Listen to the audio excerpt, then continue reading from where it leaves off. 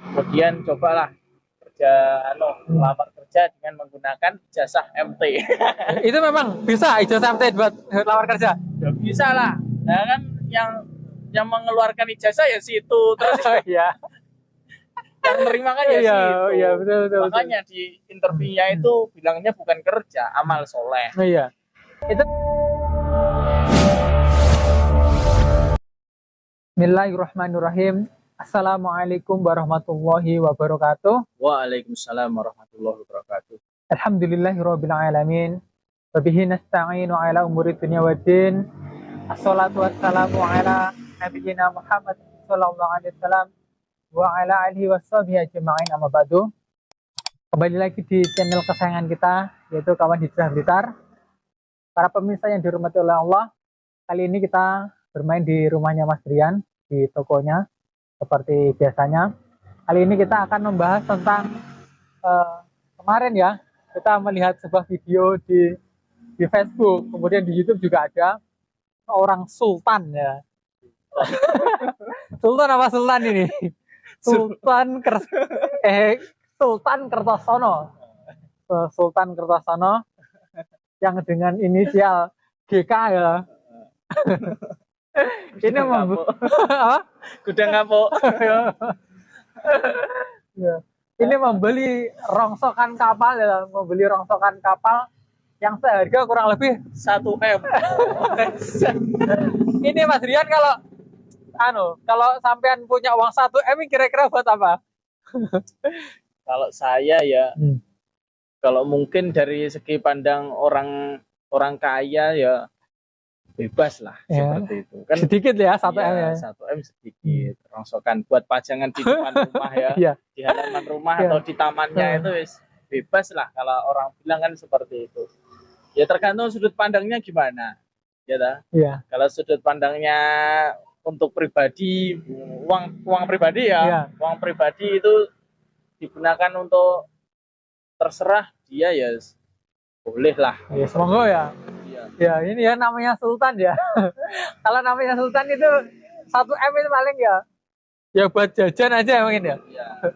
Padahal uang 1 M itu paling kalau ditaruh koper itu paling ya 1 koper mungkin. 1 koper. Banyak lah. 1 rumah kalau dibelikan itu apa namanya, ruko upil. Itu nggak bisa bayangin lah, makanya saya nggak bisa bayangin itu seberapa banyak uang 1 M itu. Bahkan bayanginnya pun belum pernah ya. Bayangin punya uang 1 M pun belum pernah kalau saya. Itu. Terus kemarin itu di videonya itu ada apa ya? Ada orang yang membersihkan ya. Membersihkan. Itu anak tes. Mungkin anak tes ya. Dulu ya. Ini ngomongin tes ya. Dulu Mas Brian kan pernah sempet tes ya. Sempet tes itu di Kertosono itu amal solehnya apa? Apakah juga di rumah itu? Ya sebagian di rumah situ, ada di masjid kelompok situ, dipecah-pecah. Juga pernah jaga di tempat situ. Itu memang rumah pribadi atau memang kompleksnya Jokam? Kompleknya Jokam itu. Itu kompleks Jokam ya? Kanan kirinya masuk situ ya. Kan ada masjid sama rumahnya para Islam jamaah Jokam di situ. Itu tapi memang rumah yang terbesar ya, memang miliknya Sultan itu. Kelihatannya ya seperti itu. Kalau Mas Brian dulu dapat apa? Amal soleh apa? Jaga rumah atau? Ya kan amal solehnya itu kan beda-beda kan di situ. Ya di rolling seperti itu. Ada yang jaga di tokonya itu, toko depan seberang jalan itu. Ada toko. Ya. Itu miliknya apa ya? Kalau di Muhammadiyah itu ada amal usaha Muhammadiyah. Tapi kalau di Jokam itu juga miliknya jamaah atau memang milik pribadi? Kelihatannya milik bersama itu. Milik bersama gimana? Ya, milik bersama kayak apa? Kayak kayak UB ya mungkin? Ya. UB usaha bersama itu ya? Bersama. Saya pikir miliknya pribadi ya, miliknya Sultan itu tadi ya. Banyak juga saya kerja di situ. Pernah kerja di situ? Jadi apa? Ya jadi karyawannya minimarket itu. Oh, kerja di karyawan. Cuma 2 minggu. Kenapa? Nggak betah, nggak kerasan atau kenapa? Ya memang kalau awal interview itu kan bilangnya ya ini bukan bukan kerja loh ya, amal soleh. Ya. Gitu. Terus? Cuma dari situ saya ya aja kan butuh kerja kan. Cuma dari situ ya ibaratnya gajinya itu ya nggak sesuai. Gajinya kalau sama UKM deh kurang lebih sama. Ya gitu lah. Sama. Masa Ya. training ya kan. Oh iya. Ya itulah ironisnya di Jokam itu ya. Mereka itu menggunakan bahasa-bahasa yang keislaman ya, keagamaan seperti orang bekerja itu ya dikatakan amal soleh. Nah dia kerjakan karena Allah seperti itu kan. Intinya ya dibalut-balut oleh agama lah. Akan tetapi ya dari gajinya pun ya kurang manusiawi ya. Kalau gaji, kalau sekarang nggak tahu ya. Kalau zaman saya dulu, ketika saya itu masih kerja di situ gaji karyawan tetapnya di situ masih jauh dari UMR. Jauh dari UMR ya? Sama UMR-nya Blitar aja wes? Ya masih jauh lah. Masih tinggi UMR-nya Blitar. Tapi makan ditanggung sana ya? Enggak. Loh? Makan nggak ditanggung sana. Makan sendiri? Contoh ya contoh ya. Jadi misalkan gajinya 1 juta, misal ini, itu nanti dipotong buat makan mungkin 200, buat isrun, ya ada isrun itu ya. Isrun berapa puluh gitu. Nanti kisaran gaji kursinya nanti mungkin ya antara 700-800 mungkin. Itu makannya itu dipotong itu memang disiapkan sana atau masak sendiri? Masak sendiri sama teman-teman yang banyak ya di situ. Cuma itu khusus untuk yang bertempat di komplek. mesnya situ. Di mesnya. Di mesnya itu. Kalau yang sudah berkeluarga ya langsung pulang. Gajinya ya tetap gitu. Itu memang pas waktu itu setelah tes atau setelah tugas daftar ke sana? Saya setelah tugas. Setelah tugas pertama? Tugas kedua. Itu sempat saya serabutan gitu.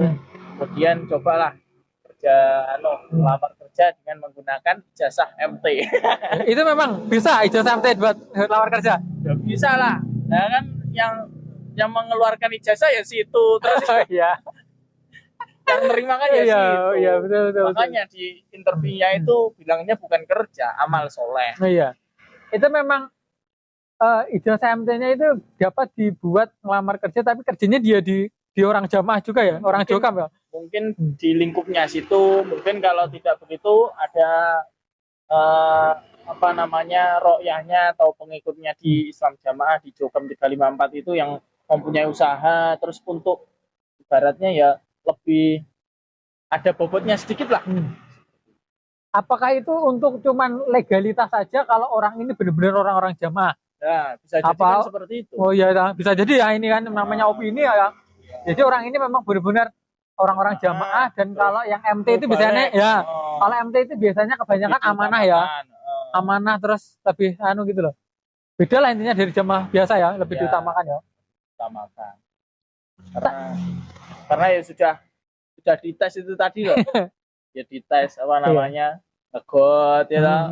Saya dulu masuk di gorong-gorongnya gorong-gorongnya kamar mandi di pondok sana. Di Kertosono apa Kediri. Wah. Gorong-gorongnya besar sekali. Isinya apa? Ya isinya ya ada maksudnya sapi tank itu loh. Itu ya yang ada pernah tes terus ada, maaf ya ini ya, ada kotoran manusia, itu memang benar. Iya. Tesnya itu orang masuk itu. Maksudnya dalamnya seberapa? Dalamnya ya segini. Loh. Dan terus ini seluruh tubuh terkena kotoran? Sampai sini paling. Sampai situ. Nggak bisa bayangin ya, untungnya saya belum sempat tes. Makanya dikeluarkan ijazahnya itu kan mungkin untuk melamar kerja, dia itu sudah pernah amal soleh yang berat-berat kayak gitu. Dan juga ketaatannya juga. Amanah. Jadi dibayar berapapun ya tetap. Itu apakah semua yang peserta tes itu juga amal solehnya sama? Maksudnya juga apakah masuk dalam kotoran itu tadi? Kalau itu mungkin pas bulan-bulan tertentu. Oh, bulan-bulan tertentu ya? Nah, cuma kalau untuk membersihkan yang khusus di gorong-gorong sapi tank yang besar itu biasanya 3 tahun sekali. Oh, 3 tahun. Berarti ya hoki-hokian ya. Kalau orang pas menemuin itu, menjumpain itu ya mungkin ya pas apes ya. Iya. Tapi lebih enak yang itu. Duh, karena kenapa? kan apa namanya kotorannya warnanya udah hitam. Oh gitu. Warnanya udah hitam. Terus ya udah nggak bau. Udah nggak bau. Karena yang pertama mungkin dikasih apa ya biar nggak bau pertama. Mungkin karena memang sudah terlalu lama di situ kan malah nggak bau. Iya, kecuali kalau yang setiap hari Jumat, itu beda lagi. Setiap hari Jumat itu yang selokan-selokan kecil untuk pembuangan air, untuk pembuangan apa kotoran-kotoran itu masih warnanya hijau-hijau. Itu setiap Jumat itu. Oh, gitu. Wah, baunya dan seng. Jadi sama Mas Brian juga pernah itu berarti ya? Ya pernah. Semua pernah. Ya, pengalaman para MT ya, atau mantan MT. Bener nggak ada sih mantan MT sih ya? Iya, kan harus menyampaikan ya. Iya, tetap ya. Bagi ya teman-teman yang dulunya itu ya pernah menjadi MT, terus kemudian sekarang sudah hijrah ya jangan berhenti di situ. Panjenengan semua itu juga tetap membalik ya. Meskipun harus meningkatkan keilmuan ya. Kalau mencari ilmu kan tetap ya. Mungkin tetap ilmu. Paling tidak ya buat konten kayak gini kan bagus ya. Iya. Untuk menyadarkan bahwasanya diri kita itu pernah ikut andil untuk mendoktrin. Iya. Jamaahnya dulu ya kan. Ya dulu kita semangat untuk memperkuat atau membangun jamaah Jokam ya. Kemudian setelah kita hijrah ya kita juga harus semangat untuk menyadarkan maksudnya ya. Bukan semangat untuk meresolusi atau merusak, tidak ada ya mantan itu yang ingin merusak jamaah itu nggak ada kan ya, nggak ada pemirsa. Meluruskan Quran hadis jamaah. Iya. Kembali lagi di pesawat tadi. Iya. Ini tadi kan judulnya pesawat. Iya, kita sampai sana nggak apa-apa. Gini, kalau menurut jenengan kan itu kan orang kaya ya. Sultan. Petinggi ya kan, itu kan petinggi. Ya, tahu pusat ya. Ya. Dan menurut jenengan kalau sudut pandangnya itu petinggi, ya kan? Sudut pandangnya kan kalau dari yang mengatakan itu vlogger itu, wah ini rongsokan belinya 1 M. Ya. Kalau sudut pandang yang lain, ya lah, sudut pandang mantan Jokam, sudut pandang jamaah biasa, apalagi jamaah yang kayak duafa, terus kemudian fakir miskin itu gimana? Kalau menurut jenengan, opini jenengan? Ya gini coba beropini ya. Kita kalau pribadi saya memang nggak tahu dia itu bekerjanya sebagai apa, saya juga nggak tahu. Tapi yang kita tahu kan dia cuma sebagai KU pusat ya. Terus punya usaha apa kita juga nggak tahu. Tapi ya akan lebih baik ya, akan lebih bermanfaat juga uang segitu ya untuk membantu jamaah-jamaah yang kekurangan. Contohnya jamaah yang masih yang terkena penyakit lepra itu. Pernah kan ada itu pernah pernah divideokan ya itu ya. Masa orang yang seperti itu disuruh untuk menyetor ke pusatnya? Isrun juga. Iya, isrun kan. Harusnya yang dari pusat itu turun ke bawah. Ya kan? Membantu. Enggak usah IR. Ormas lain seperti itu ya? Iya kalau di ormas-ormas yang lain ya kita bahasanya turba itu ya memang turun ke bawah.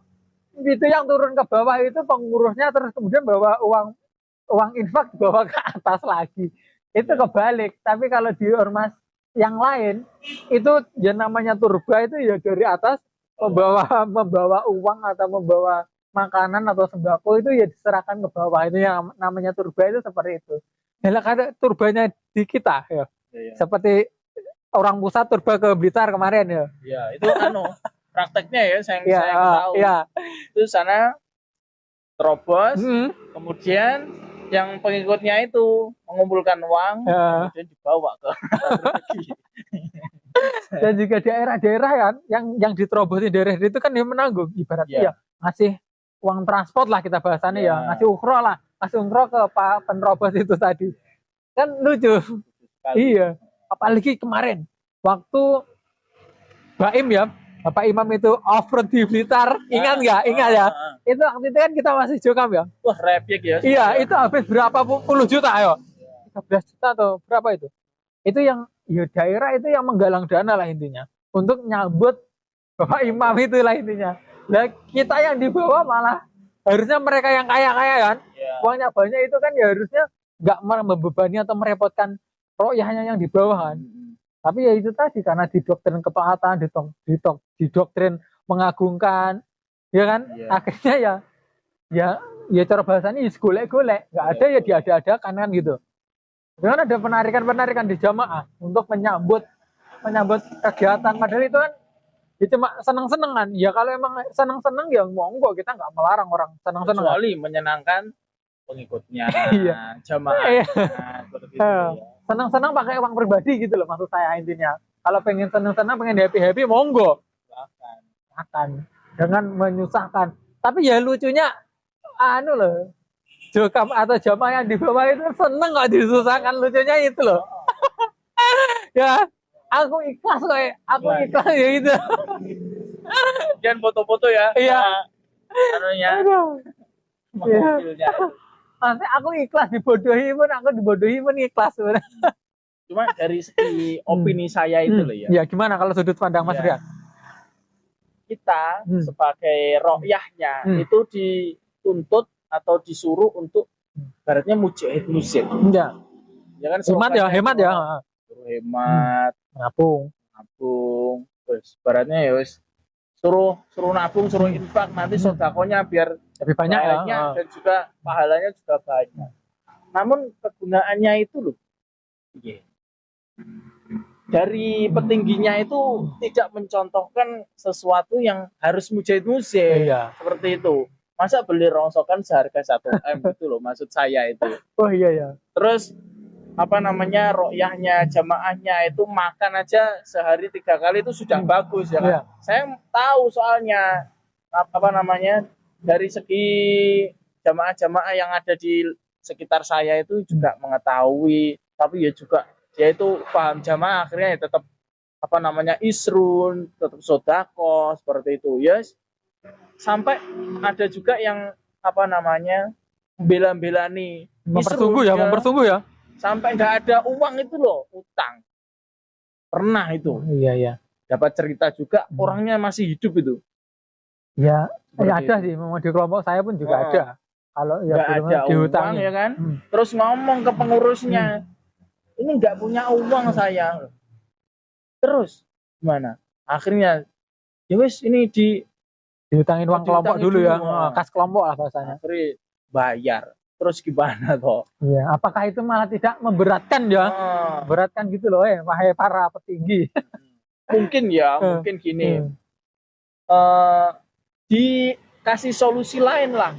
Kalau mungkin tidak ada uang atau gimana, uangnya belum ada, ya bulan berikutnya lah, nggak usah. Ibaratnya nggak usah utang-utangan gitu loh, ya.